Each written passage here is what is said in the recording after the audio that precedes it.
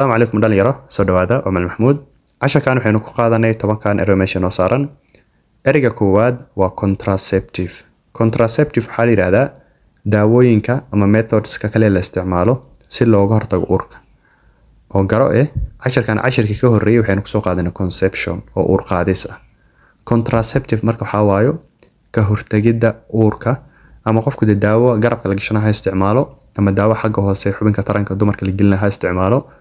ama ninka condom ha isticmaalo contraceptive waxa la yiraahdaa methods ama qaababka looga hortago uurka aadiyad ereyga labaad convict waxa ay maxbuus ama qof yaani dambiile ah dambi baa lagu soo eedeeyay deena dambigii baa ku cadaaday qofkaas marka waa he is guilty ama she is guilty qofkaas marka waxa la yiraahdaa convict waa qof dambi ku soo cadaaday ama eedeymay ku cadaadeen adigu maxbuus iska dheh ereyga saddexaad cookie waxa la yiraahdaa biscuitka yani walxa cunooyinkan yararka la dubo ee macaan aadkan u macaan inta badan biscuitka kamida kuwaas waxa la yiraahdaa cookie yes ama biscuit waa dhigi kartaa aadiyad yes she baked cookies for her friend saaxiibadeed bay waxay u dubtay biscuit ereyga afraad coral waxa la yiraahdaa yani alaab laga helo ama dhagaxun laga helo badda oo aad u dhalaal badan aad u qurux badan yes kuwaas la yiraahdaa coral yes waa un just dhagaxunta laga helo badda waxa uu kaga duwan yahay malaha ereyga shanaad corpse waa maidka qofka yani cadaver amal waa yani qof maidkiis ama maidka hebel ama maidka heblaayo maidka markuu halkan yaalo waxaynu dhahnaa corpse yes corpse for example they respectively buried the corpse they respectively waxay si xushmad leh u duugeen maidki yani qolofka qofka meesha yaala la yiraahdaa corpse yes cadaver waa la yiraahdaa qofka markuu nool yahay waaba nool yahayba ereyga toddobaad counter waxa la yiraahdaa ka hortagid ama yani ina wax ka soo horjeedid opposite amal noqot you are against something for example the counter terrorism amal inta badan maqsha waa ka hortaga argagixisada yes ka hortagidaas ama ina wax ka hortagtaa la yiraahdaa counter waxa kale la yiraahdaa miiska hore ee tusaale markii supermarketka soo galaysid qofka cashier ama lacag arurna uu taagan yahay ayadana counter on baa la yiraahdaa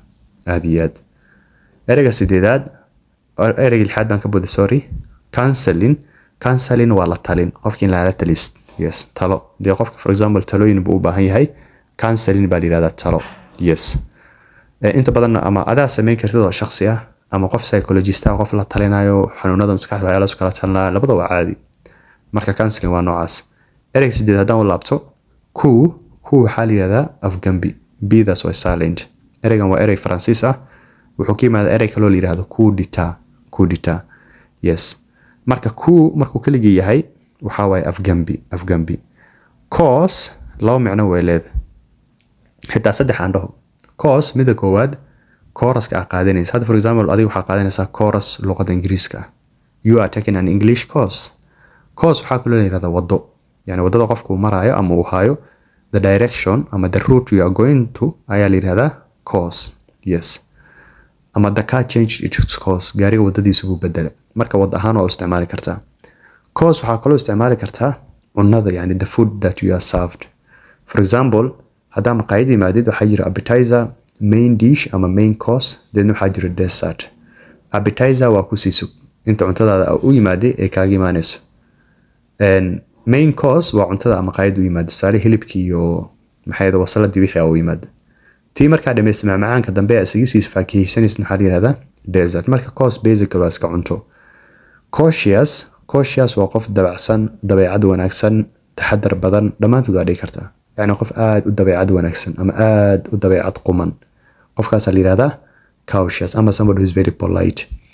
ashirka intaas ayuu ka yahay thank you for listening